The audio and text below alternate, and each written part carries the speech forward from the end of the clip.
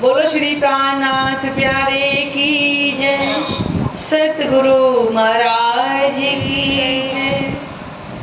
हम आज आपको पद्मापुरी धाम पन्ना जी, जो आपके ही नजदीक पड़ती है, वहाँ की महिमा को आज इस भजन के माध्यम से बताएंगे और धर्म ग्रंथों के प्रमाण से भी बताएंगे, क्योंकि यहाँ जो भी बात कही जाएगी वो बिना प्रमाण के नहीं कही जाएगी। धर्म ग्रंथों में उसका प्रमाण लिखा होगा ताकि हमें ये विश्वास हो जाए।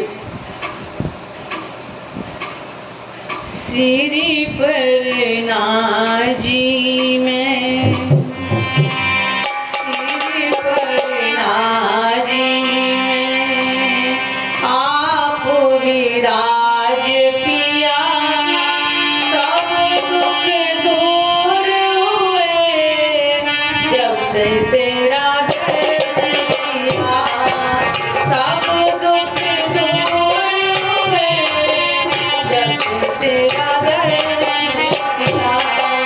श्री परना जी में, श्री परना जी में आप विराज पिया, सब दुख दूर हुए जब से तेरा दर्श किया, सब दुख दूर हुए जब से तेरा दर्श किया।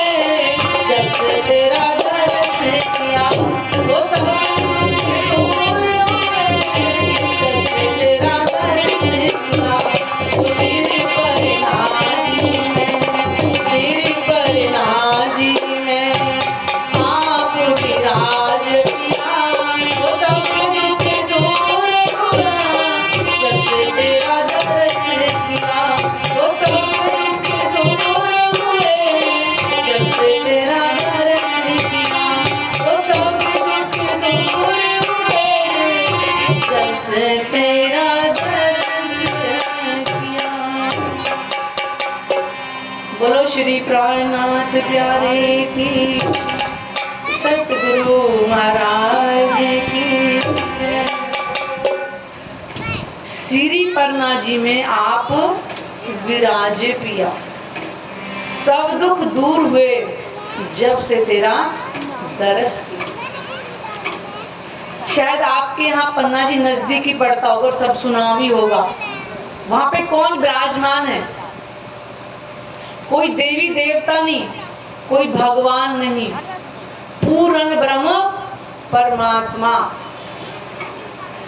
और हिंदू धर्म के अंदर हम रोज ही बोलते हैं उनको, रोज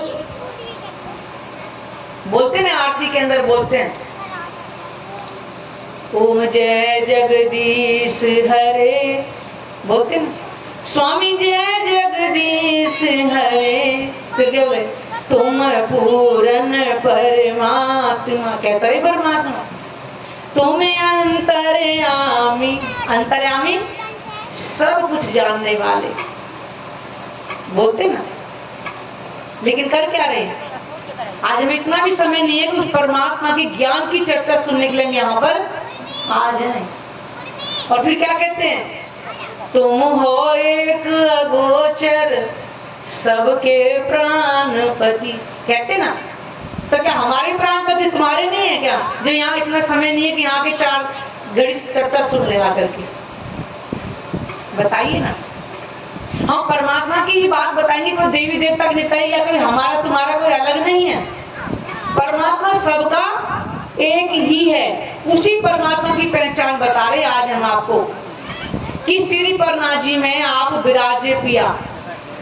पन्ना धाम की धरती, बुंदेलखंड की धरती, जहां पे प्राणनाथ जी आज साक्षात गुम्मट जी में विराजमान है। और ये साथियों ग्रंथों में लिखा हुआ है, भविष्योत्तर पुराण के अंदर लिखा हुआ है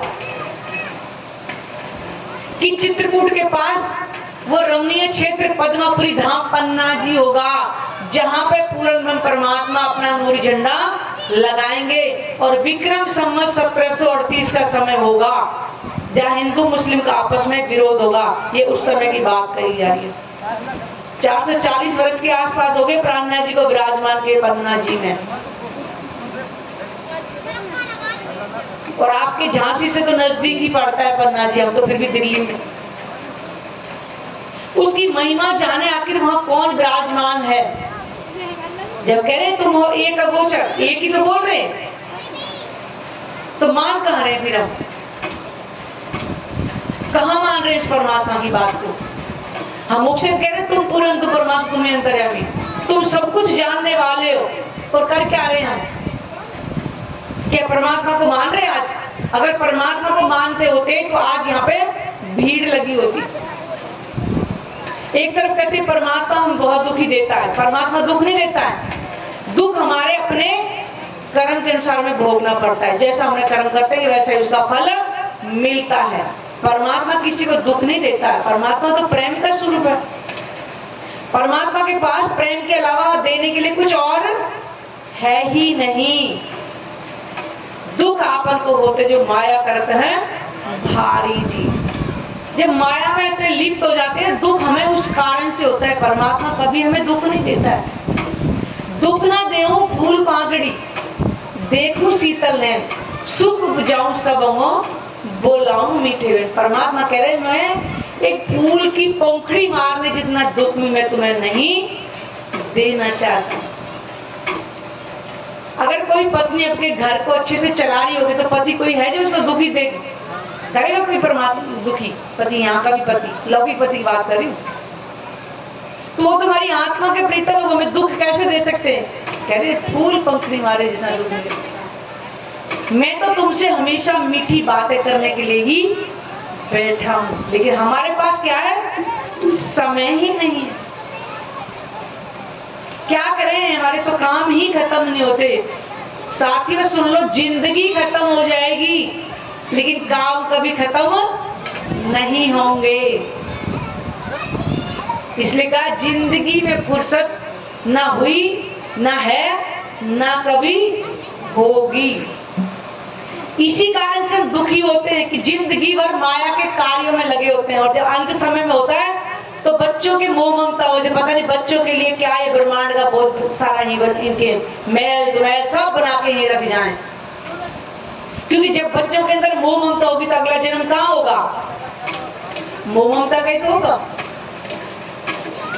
तो अगले जन्म में फिर से ये जन्म तो दुख का कारण काट दिया, अगले जन्म फिर भी दुख में ही होगा। इसलिए परमात्मा किसी को दुख नहीं देता है, दुख हम अपने आप खुद पोटली बना के लिए घूमते रहते हैं। इस संसार में हम क्या कर रहे हैं? बस खा रहे हैं। एक 250 ग्राम का पेट है। आप कभी एकांत विचार करके देखना कि हम कहाँ जिसके लिए हम कमा रहे हैं उसको कहाँ खर्च कर रहे हैं, कहाँ खर्च कर रहे हैं? धन कमाया, बढ़िया मकान बनाया, ये क्या कर रहे हैं? बढ़िया मकान बनाया, कौन रहेगा? हम ही तो रहेंगे उसके अंदर। और क्या करेंगे? बड़ी गाड़ी लेंगे, हम ही तो घूमेंगे उसके अंदर। बढ़िया बढ़िया अच्छे अच्छे वस्त्र पहनेंगे, तो तन ही तो पहनेगा। कहाँ धन खर्च कर रहे हैं हम? इस शरीर पे तो। और सारा दिन हाय हाय हाय हाय में तुम्हारे क्या करें, हम तो बहुत दुखी है। किसी से पूछो यहाँ पे, कोई कहे कि मैं संपूर्ण सुखी हूं, कोई भी नहीं होगा। और जहां हमें सुख मिलना है वहां तो हम नजर ही नहीं करके देख रहे कि कहाँ सुख है। तो कहां से हमें सुख मिलेगा?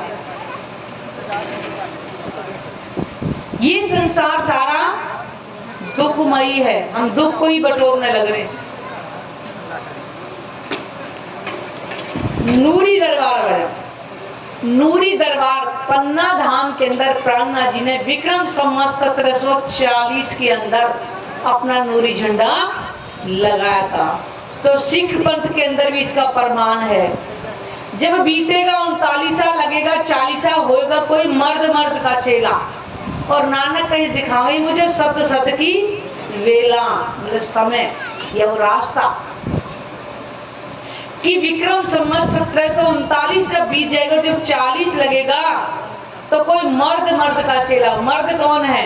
एक परमात्मा कोई है ही नहीं। कभी कहा है एक को पुरुष सभ्य नार, पुरुष तो केवल एक ही परमात्मा और कोई है ही नहीं।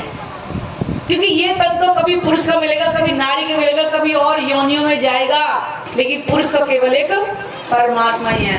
उस परमात्मा के ही आत्माएं आएंगी जो उनके साथ इस नूरी झंडे के नीचे रहेगी। तो प्राणनाथ जी विक्रम संवत 1740 में पन्ना धाम में पहुंचे। उस समय महाराजा छत्रसाल का समय था, बुंदेलखंड के राजा, सब कोई जानता होगा महाराजा छत्रसाल। वहां पर प्राणनाथ जी आए तो वहां पर उन्हें नूरी दरबार श्री बंगला जी में, बंगला दरबार का मतलब है क्या जी? प्राणनाथ जी 5000 सुंदर साथ को लेकर के वहां पर पधारे थे। और ऐसे ही बंगला दरबार में वेद और कतेब से एक परमात्मा की पहचान कराया करते थे, क्योंकि परमात्मा सबका एक ही है। कोई कहेगा कि परमात्मा 4 हैं, हिंदुओं का अलग, मुस्लिमों का अलग, सिखों का अलग, ईसाइयों का अलग, कोई नहीं है। कौन कहता है कि परमात्मा अलग है? परमात्मा केवल एक ही है। हिंदू क्या कहते हैं? एक को ब्रह्म, द्वितीय नास्ति। तो इधर मुस्लिम भी कह रहे कुल्ल अल्लाह है, वो भी कह रहे अल्लाह भी एक ही। और बाइबल भी कह रही है supreme truth God only one, वो भी कह रहे एक ही। और वो भी कह रहे वाहेगुरु वन। बताइएगा फिर अंतर कहते हुए एक ही है। 4 आसमान हिंदू बता रहे, मृत्युलोक, बैकुंठ, अक्षरधाम और परमधाम। और 4 कतेब बता रहे, नासूत, मलकुत, जबरूत और लाहूत। अंतर क्या है? 3 पुरुष हिंदू ग्रंथ बता रहे, हमारी गीता के अंदर लिखा है 15वां अध्याय 16वें 17वें श्लोक में 3 पुरुषों का ब्यौरा है, क्षर, अक्षर और उत्तम पुरुष। और 3 ही कतेब में बता रहे, ला इल्ला इल्ला। बताइएगा, वो भी 3 पुरुषों का बता रहे, फिर अंतर क्या है?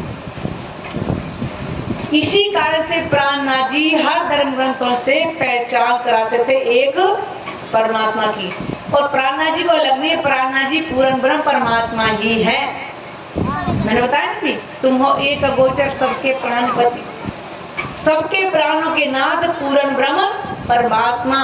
तो विक्रम संवत 1740 में पन्ना धाम की धरती पर आए थे और वहीं पद्मापुरी धाम पन्ना जी में अपना नूरी झंडा लगाया। अर्थात वहां पे आज सब धर्मों के धर्माचार्य ने, क्यों कि उस समय क्या था, मुस्लिमों का बहुत ज्यादा बोलबाला था। तो महाराज छत्रसाल जी के जो चाचा थे बलदीवान, क्योंकि बुंदेलखंड की धरती पर यह प्रभाव था कि बुंदेला किसी के आगे शीश नहीं झुकाएंगे। लेकिन जब महाराज छत्रसाल जी को पहचान हो गई कि ये ही मेरी आत्मा के प्रीतम है, तो उसी समय उन्होंने अपनी शीश की पगड़ी को उतार के प्राणनाथ जी के चरणों में पावड़ा बिछा दिया था।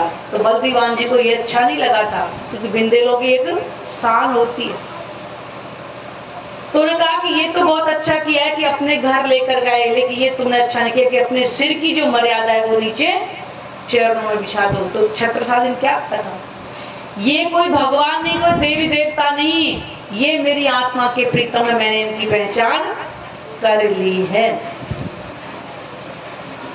तो बलदीवान जी ने उनको क्या कहा था कि हम जब मानेंगे, जब ये सर्व धर्म ग्रंथों से एक परमात्मा की पहचान बताएंगे, तो उस समय अब्दुल रसूल मोहब्बत के सबसे बड़े काजी थे, सबको तालीम दिया करते थे कुरान की।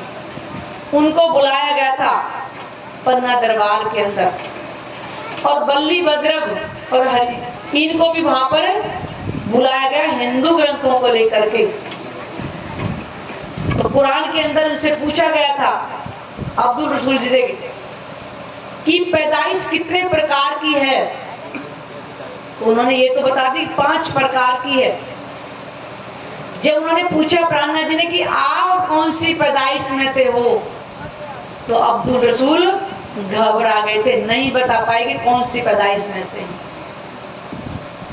तब उन्होंने सर पे कुरान रख करके कसम खाई थी कि हाँ आप ही इमाम मेहंदी हैं। वो इमाम मेहंदी कहते हैं और हम प्राणनाथ जी बोलते हैं, अंतर कुछ नहीं, केवल भाषा की। और इधर हिंदू पक्ष के बल्ली भद्र भाई, इनसे जो बातें हुई थी, उन्होंने कहा था यही निष्कलंक बुद्ध कलगी अवतार है। तो ये वही बंगला दरबार है जहां प्राणनाथ जी हर धर्म ग्रंथों से अपनी पहचान कराते थे। नूरी दरबार सजा श्री बंगला जी में है, साक्षात धनी श्री गुम्मड़ जी में।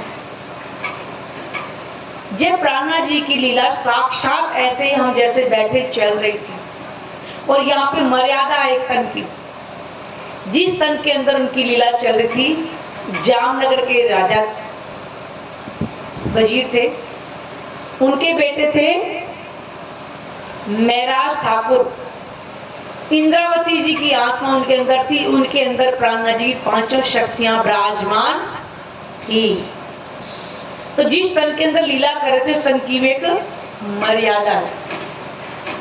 उस तन से जो अंतर ध्यान हुए प्राणनाथ जी, क्योंकि वो नूरी तन से विराजमान आज भी साक्षात गुम्मड़ जी के अंदर हैं, और जब तक ये संसार दिखाई दे रहा है, याद रखना, समझो प्राणनाथ जी आज भी गुम्मड़ जी में विराजमान है। क्यों कि जब तक महाप्रलय नहीं होगी, प्राणनाथ जी गुम्मड़ जी में ही विराजमान रहेंगे।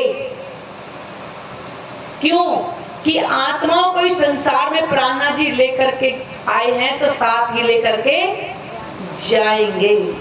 मैं तुम्हारे कारणे जाए न सका पार इंड, और तुमको वतन पहुंचाए के कायम करूं ब्रह्मांड।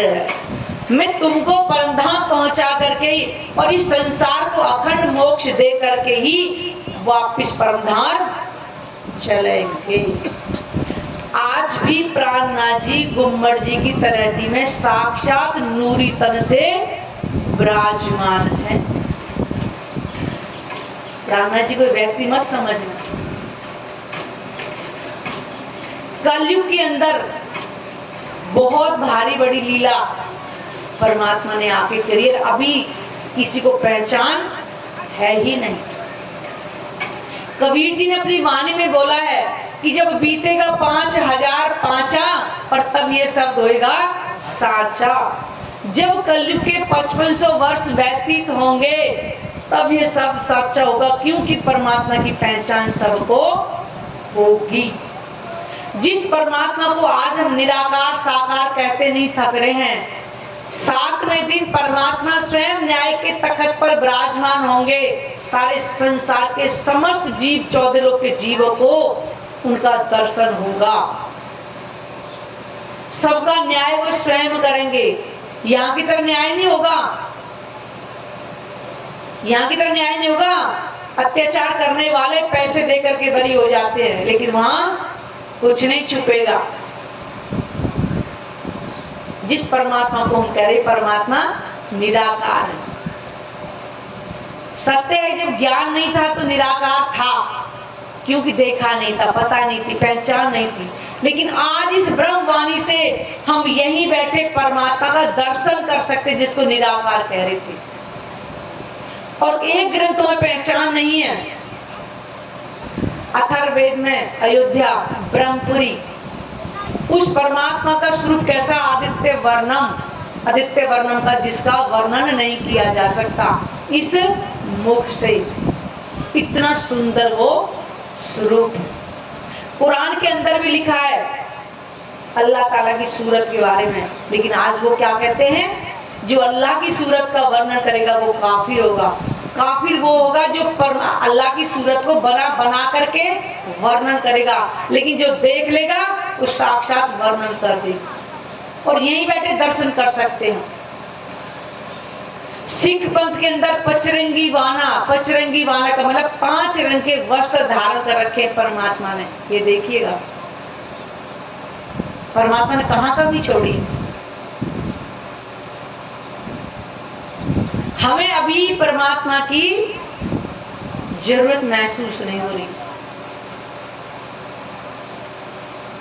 यहीं बैठे परमात्मा का दर्शन कर ले, संसार की कोई भी इच्छा हमारे अंदर रह नहीं सकती है। और इच्छा ही हमारे अगले जन्म का कारण बनती है। ध्यान रखना।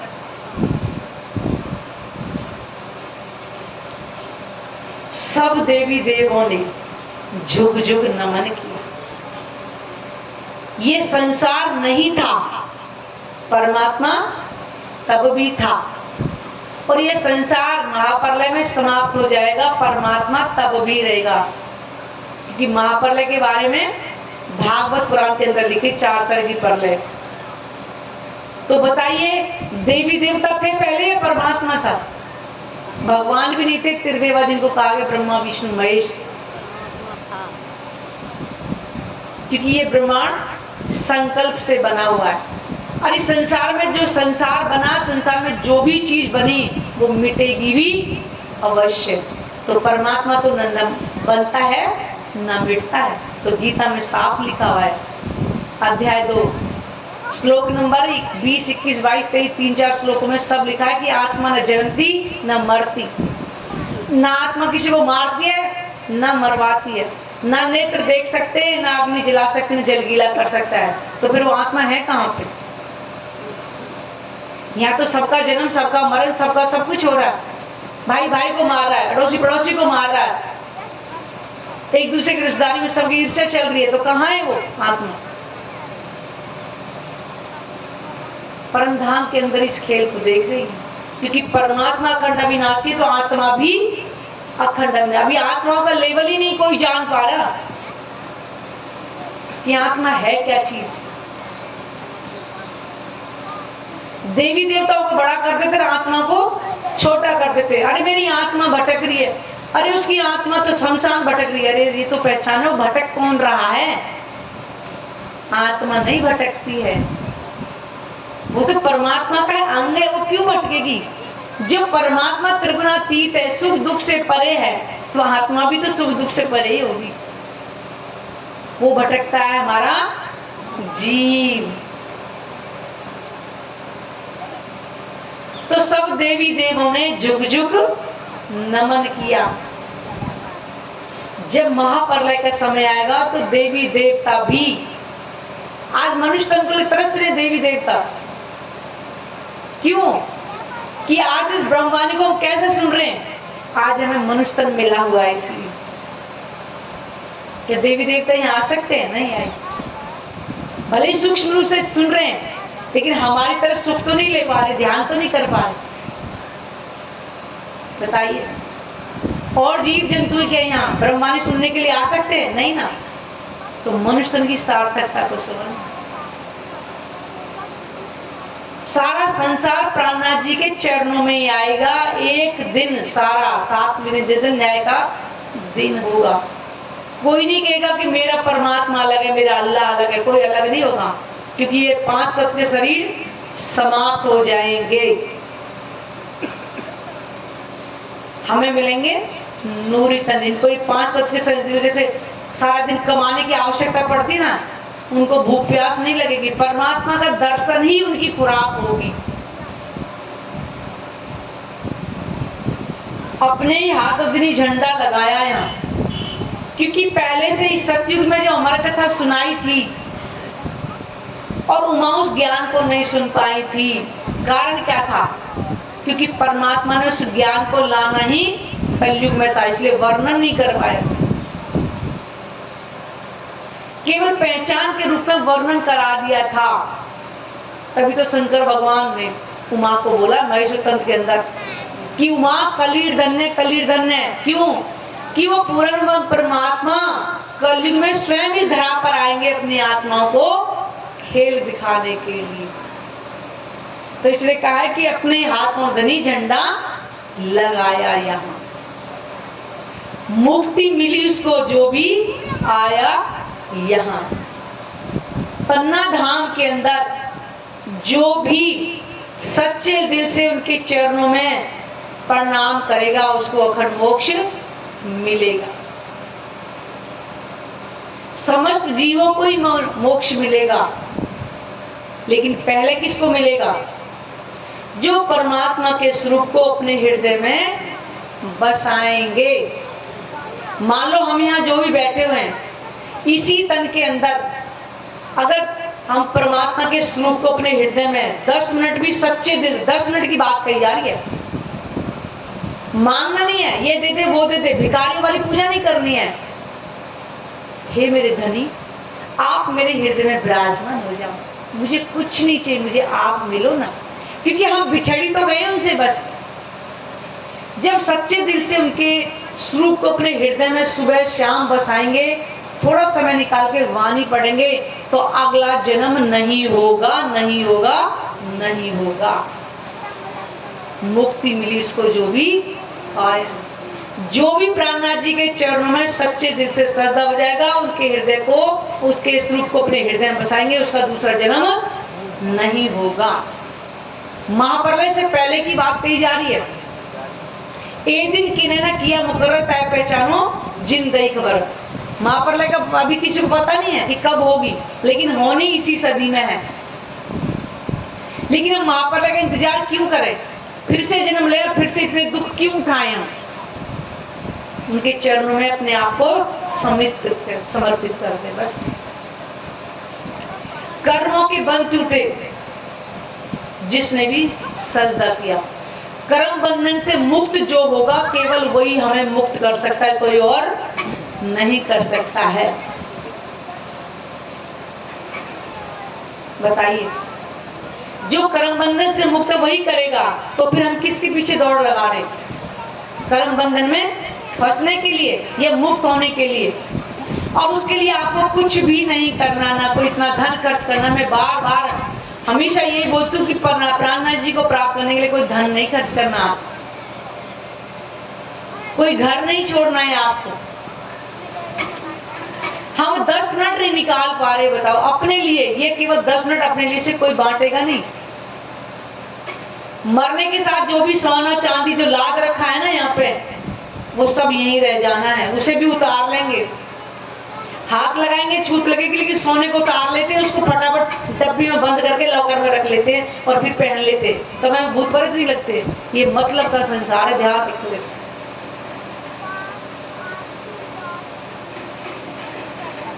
पहचाने प्राणनाथ जी कौन है? वो हमारी आत्मा के प्रीतम ही। प्राणनाथ प्यारे पूरन ब्रह्म तुम ही। ये पूर्ण ब्रह्म परमात्मा हमारे प्राणों के आधार है, प्राणों के प्रीतम है, हमारे प्राण वल्लभ है। प्राणों के बिना शरीर रह सकता है क्या? जब प्राण निकल जाए तो शरीर मृतक हो जाता है। तो आज हम अपने धनी के बिना इस संसार में कैसे रह रहे हैं, कभी हमने सोचा है? एक तरफ तो कह रहे हैं कि हम आत्मा हैं, तो हमने कभी पहचाना कि हमारी आत्मा का प्रीतम कौन है? जाना कभी नहीं। खा रहे पी रहे बस, रात गमाई सोए के दिवस गमाया खाए, और हीरा जन्म अमोल है कौड़ी बदले जाए, कबीर जी बता रहे हैं हमको। ये मनुष्य तन बार बार मिलने वाला नहीं है कलयुग के अंदर। कभी सोच रही हो अरे जन्म में तो ऐश कर लो, देखा जाएगा परमात्मा, बाद में देख लेंगे। या भी हमारी उम्र नहीं है, उम्र की गारंटी किसी के पास में नहीं, कब तक मिली हुई। सांसों को ना भरोसा कोई, आए या ना आए।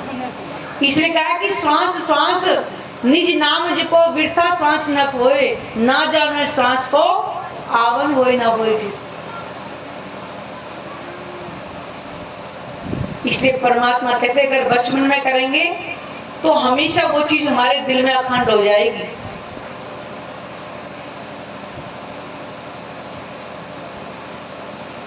सबके खावंद हो सच्चिदानंद तुम्हें, यानी कि परमात्मा ही सबकी आत्मा के प्रीतम है।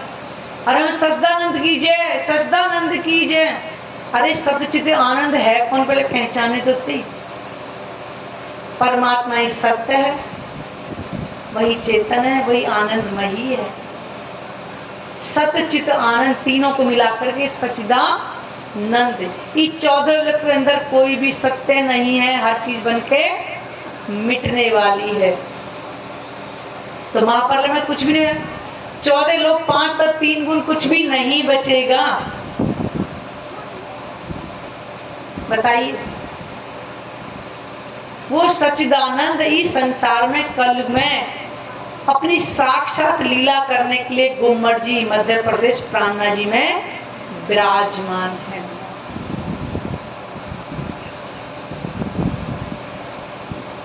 पार ब्रह्म तुम्हें तुम ही मेरे पिया। परमात्मा सबका है, किसी एक का नहीं। लेकिन जो कहेगा कि मेरी आत्मा के प्रीतम, क्योंकि अभी तो हमने जाना ही नहीं, तो मानेंगे कहां से? जब किसी से पहचान होती है तभी तो प्रेम होता है। अभी तो हमने पहचान ही नहीं की कि हमारी आत्मा का प्रीतम है कौन, तो प्रेम कहां से होगा? मान लो कोई व्यक्ति गली में निकल रहा है तो आप किसी को बुलाओगे जिसको जानते नहीं। हाँ, अगर कोई जानता है तो आओ भाई साहब आओ, कहोगे ना, क्योंकि आपने उसको जान लिया, तब उन्होंने अपने आप घर को बुलाया।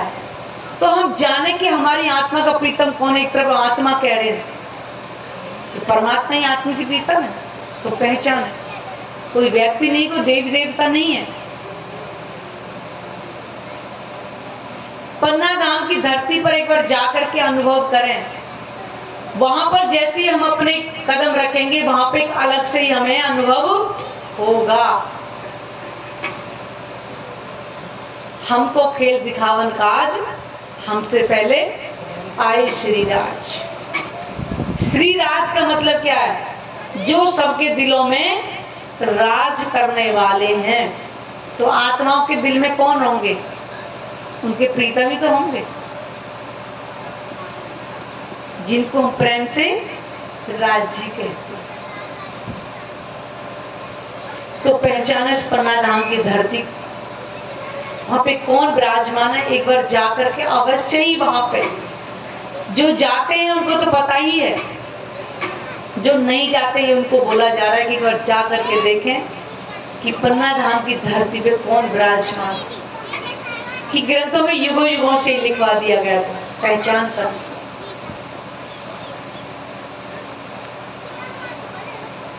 बोलो श्री प्राणनाथ प्यारे की जय, सतगुरु महाराज की जय।